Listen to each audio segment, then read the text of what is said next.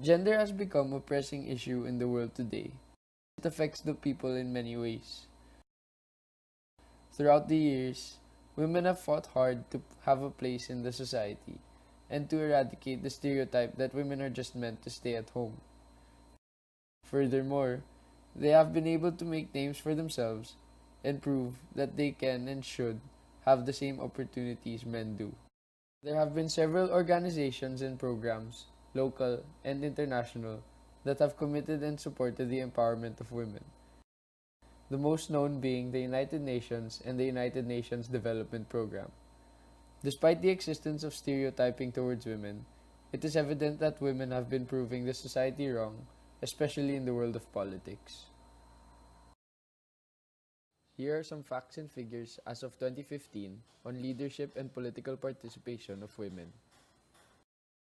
In parliaments, only 22% of all nation parliamentarians were female, a slow increase from 11.3% in 1995. As of August 2015, 11 women served as head of state and 10 served as head of government. Across regions, a wide variation remains in the average percentages of women parliamentarians in each region across all chambers, single, lower, and upper houses. As of August 2015, Asia stood at 18.4%. In expanding participation, 30% is widely considered an important benchmark for women's representation. As of January 2015, 41 single or lower houses were composed of more than 30% women. In countries with proportional electoral systems, women hold 25.2% of the seats. This compares with 19.6% using the plurality majority electoral system and 22.7% using a mixed system. More women in politics does not necessarily lead to lower levels of corruption, as it is often assumed. Rather, democratic and transparent politics is the one that leads to low levels of corruption, and the two create an encouraging and enabling environment for women to participate in such affairs. Politics in the Philippines has played a big role in society. These are leaders that the Filipino people look up to, and in the recent years, women have been making their mark. Introduction to Philippine politics. Philippine politics has always been dominated by men, but has improved over time. Moreover, there has also been the creation of political dynasties that allow those in power to have their families remain in position. These dynasties began from male politicians. Women in the Philippines were first granted the right to suffrage on April 30, 1937. The year after, women participated in the nation's political affairs and won several elective posts in local polls. 49 years after, in 1986, the Philippines elected President Corazon Aquino, becoming the first female leader of the country. She would be followed by Gloria Macapagal Arroyo 15 years later in 2001. Through the years, the Philippines has progressed in terms of women in governance. An example of progress is that the Philippines has had two female presidents, namely Cory Aquino and Gloria Macapagal Arroyo. The current head of the judicial branch of government is also a woman, Chief Justice Maria Lourdes Sereno, the first in history. The Philippines ranks 5th worldwide in the 2013 Global Gender Gap Index report of the World Economic Forum. The country scored high in political empowerment, and it shows in the women currently playing significant roles in the national and local governments, and even in world affairs. Even in many Philippine embassies around the world, women are in charge. As of March 2014, a total of 20 ambassadors are women. Although we have undergone these two presidents, it is not sufficient evidence that Filipino women are empowered, for there are several points to look at, such as the process and society itself. Gender and local governance.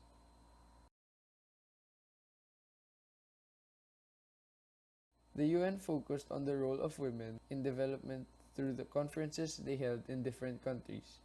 They used the GEM or Gender Empowerment Measure for measuring the percentage of women in different aspects. The UNDP will be focusing on engenderment of governance at the local level, and GEM will be used to determine which indicators to be used. It will be focused on three things: election of women local chief executives, advocacy of women oriented programs, and lastly, women's advocacy at the grassroots level. Engendering governance is the process by which women are given a greater opportunity to participate in governance. Governance is different from government, wherein governance is the exercise of political, economic, and administrative authority in managing country affairs. Filipino women as local chief executives. According to history, it has been a trend wherein women have taken over the political seats of men when they have failed to do their jobs or have strong relationships in politics. Politics has become something that runs in the family, as these families want to remain in power, whether male or female. Furthermore, statistics have shown that the participation of women has been increasing over the years. There are a lot of political dynasties in the Philippines, and this is one of the reasons why women join politics. Women career politicians generally come from the elite and middle class families. To be an elite in the Philippines means one must come from a traditionally rich family. The family has been prominent in the community where they have originated and must also be known in the country. Members of the family must have served important private and government offices in the past or in the present by virtue of their prestige and prominence. Most elite families were also known to have provided leadership in their respective communities. While elites are the recognized rich people in the community, it is difficult to measure how much wealth they have. But one criterion is that the public are aware of their business interests in the community and the nation. Women are also leaders in local governments. In the year 2013, 17 out of 80 provinces elected female governors. 11 female vice governors were also elected. 2 provinces have women governor, vice governor tandems. First is in Misamis Occidental, Governor Herminia Ramiro and Vice Governor Aurora Virginia Almonte. And in South Cotabato, Governor Daisy Avance Fuentes and Vice Governor Cecil Diel. A total of 33 city mayors and 21 city vice mayors are also women. In 4 cities, both mayor and vice mayor are women. Advocacy, women's program, and women's welfare. During the administration of Ferdinand Marcos, he issued a presidential decree number 633, which established the National Commission on the Role of Filipino Women, now called the Philippine Commission on Women. The main focus of the Philippine Commission on Women is to implement programs and create policies in order to promote empowerment of women, gender equity, and gender equality. Based on surveys conducted, the priority of male politicians are infrastructure projects, while female politicians focus more on health. Some of the programs led by women politicians won various awards because their projects tackled the environment, health, and nutrition. Engendering governance does not mean that a woman should be put in a position in the government. Setting up offices that focus on women can be done by a male local chief executive. Examples of these are Tanggapang Panlalawigan para sa Kababaihan, which was established by a male local chief executive in Bulacan, City Gender's Office, and Gender and Development Offices. The Violence Against Women Advocacy is a project of the United Nations Population Fund in partnership with national government agencies and local government units, where advocacy activities are organized to rally the implementation of measures for the prevention and eradication of gender-based violence. The two major platforms for the activities are the Women's Month celebration. This is where they highlight women's achievements and discuss continuing and emerging women's empowerment and gender equality issues and concerns, challenges, and commitments. The second one is the annual 18-day campaign to end violence against women. This event usually focuses on getting the government to prioritize the provision of the VAW services and getting the public to access these services. Expanding women empowerment in the communities. There are many laws ensuring that women be provided with equal opportunities as men and that they are properly represented and funded. Despite having all these laws, the only fully implemented one is the RA 7192, which states that women be provided with equal access on credit, entrance to military schools, and the other areas of life. The election process has also proved an important role, but it seems that the women elected are only those part of a political dynasty, which creates limited expansion and empowerment. The Gender and Development Plan and Budget work hand in hand in implementing new and improving old programs and policies that work toward awareness and development. Having a gender and development plan allows the government to set goals to achieve and to see what must be done to reach those goals.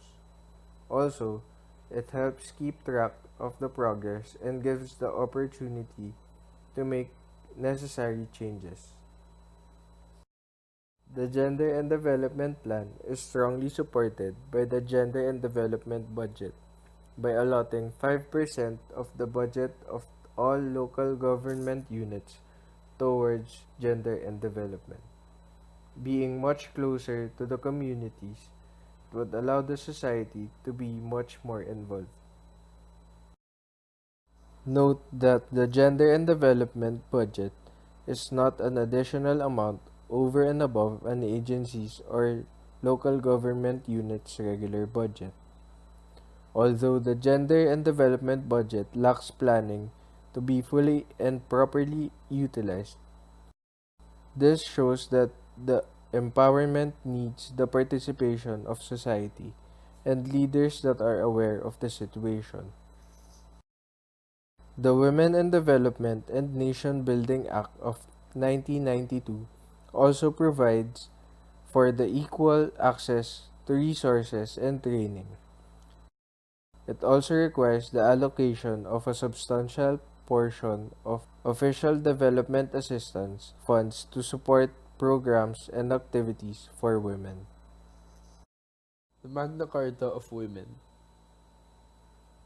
The Magna Carta of Women is a human rights law for women that looks to remove separation through the acknowledgement, safety, encouragement, and assurance of the privileges of Filipino women, particularly those that are less fortunate. Furthermore, it aims to provide proper opportunities for women in all types of fields. In the recent years, the women have only had an estimated total of one-third of the positions in the government.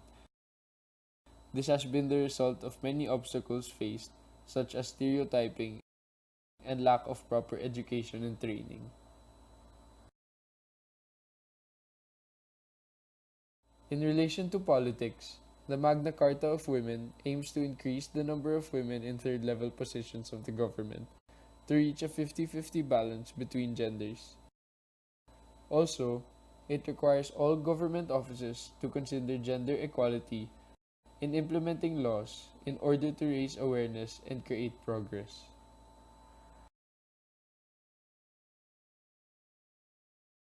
Men and women are one of the same kind, but we live in a world where they have different opportunities just because of their gender.